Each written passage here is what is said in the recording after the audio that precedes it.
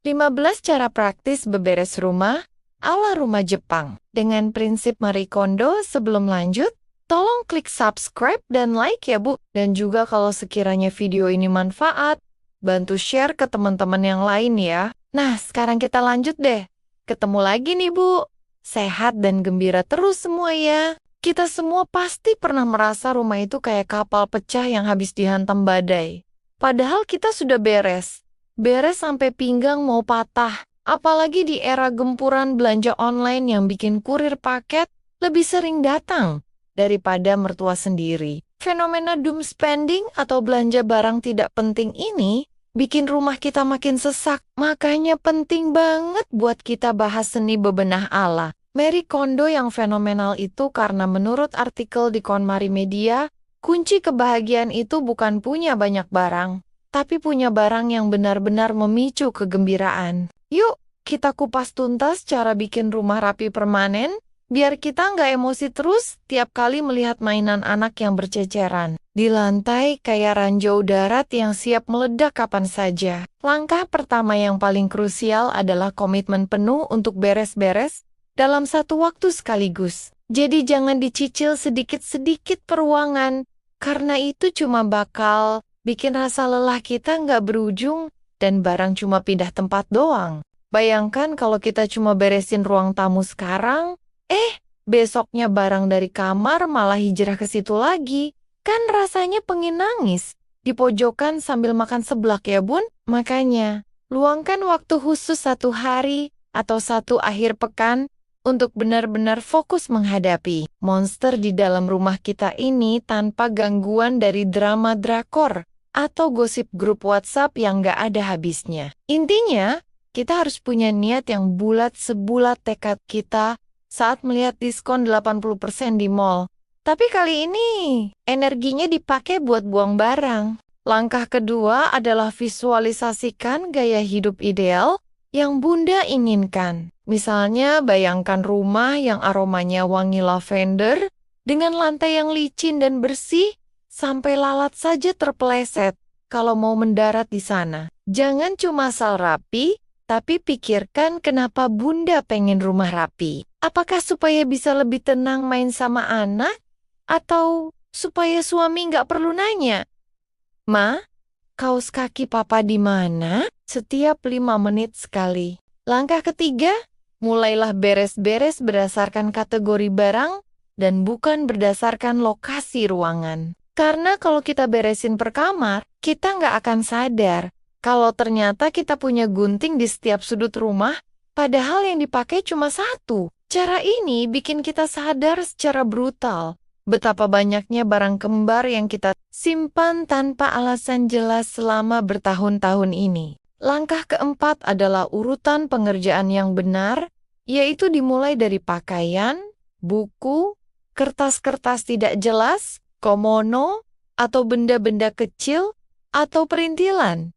Baru terakhir barang-barang kenangan yang penuh memori masa lalu. Pakaian ditaruh di urutan pertama, karena paling mudah diputuskan nasibnya. Sedangkan barang kenangan, seperti surat mantan atau foto lama itu paling susah. Bisa-bisa kita malah asyik nostalgia, bukannya beres-beres. Langkah kelima, kumpulkan semua pakaian dari seluruh penjuru rumah, termasuk yang nyelip di balik pintu atau yang masih ada di jemuran. Lalu tumpuk jadi satu gunung besar di tengah lantai. Melihat tumpukan baju setinggi harapan orang tua ini bakal memberikan efek kejut secara psikologis bahwa ternyata selama ini kita sudah sangat boros dan rakus dalam mengoleksi tekstil. Langkah keenam adalah prinsip yang paling ikonik, yaitu pegang setiap barang satu persatu dan tanyakan pada diri sendiri, apakah barang ini spark, joy,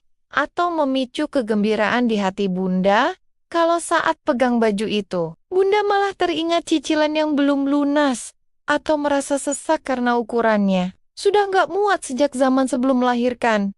Ya sudah, ikhlaskan saja. Langkah ketujuh, setiap kali memutuskan untuk membuang atau menyedekahkan barang, jangan lupa ucapkan terima kasih kepada barang tersebut atas jasanya selama ini. Kedengarannya memang agak aneh ya, kayak ngobrol sama benda mati. Tapi ini cara yang bagus banget buat mengurangi rasa bersalah karena sudah mengeluarkan uang untuk barang yang akhirnya nggak terpakai. Langkah ke-8, pelajari teknik melipat baju ala KonMari yang bisa berdiri sendiri sehingga saat ditaruh di laci, semua baju terlihat jelas dari atas tanpa perlu kita obrak-abrik lagi. Teknik ini benar-benar penyelamat buat kita yang sering emosi gara-gara mau ambil satu kaos tapi malah merusak tumpukan 10 baju lainnya yang sudah disetrika rapi. Langkah ke-9, jangan biarkan orang keluarga lain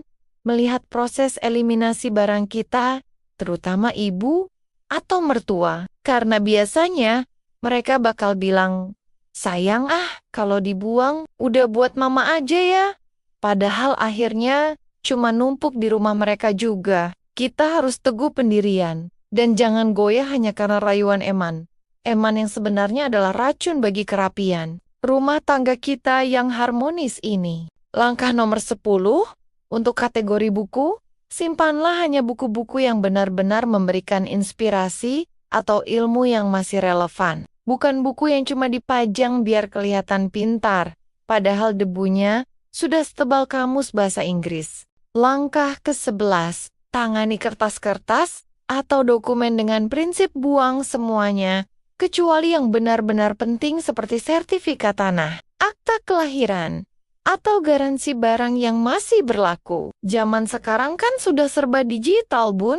Jadi foto saja dokumen yang sekiranya butuh referensi singkat, lalu hancurkan kertasnya, biar nggak bikin penuh meja, kerja, atau laci dapur. Ingat ya, kertas itu kalau ditumpuk sedikit saja, sudah bisa jadi sarang kecoa yang paling nyaman buat mereka bereproduksi massal di rumah kita. Langkah ke-12, saat mengurus komono atau perintilan seperti alat tulis, kabel-kabel yang gak jelas ujungnya di mana, sampai koleksi wadah plastik yang tutupnya hilang entah kemana, pastikan semuanya punya rumah yang tetap. Langkah ke-13, manfaatkan kotak sepatu bekas untuk menyekat laci agar barang-barang kecil nggak lari-lari saat laci dibuka tutup. Jadi nggak perlu beli organizer mahal-mahal, kalau yang gratisan saja sudah fungsional. Langkah ke-14, simpan barang di tempat yang mudah dijangkau sesuai dengan frekuensi pemakaiannya. Jangan taruh panci yang dipakai tiap hari di rak paling atas yang butuh tangga buat mengambilnya. Langkah ke-15, pastikan setiap anggota keluarga tahu di mana letak barang-barang tersebut dikembalikan setelah dipakai agar beban beres-beres nggak cuma jatuh di pundak bunda seorang. Setelah semua langkah tadi dijalankan, bunda bakal merasa rumah jadi lebih enteng dan napas pun terasa lebih lega karena nggak ada lagi beban visual yang mengganggu mata setiap harinya. Memang sih, awalnya berat banget buat memilah barang.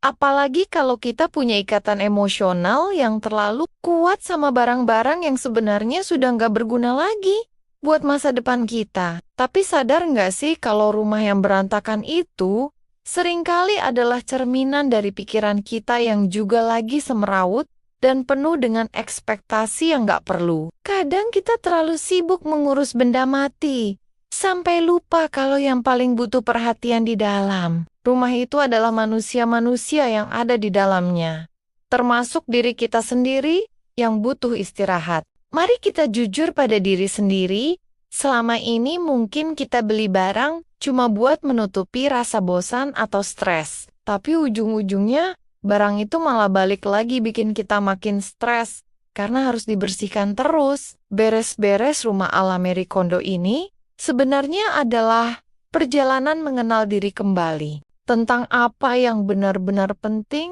dan apa yang cuma sekadar gangguan dalam hidup kita yang singkat ini. Jadi, jangan sedih kalau ternyata separuh isi rumah bunda berakhir di kantong sampah atau didonasikan. Karena itu artinya, bunda sudah memberikan ruang bagi energi baru dan kebahagiaan baru untuk masuk. Tetap semangat ya bunda.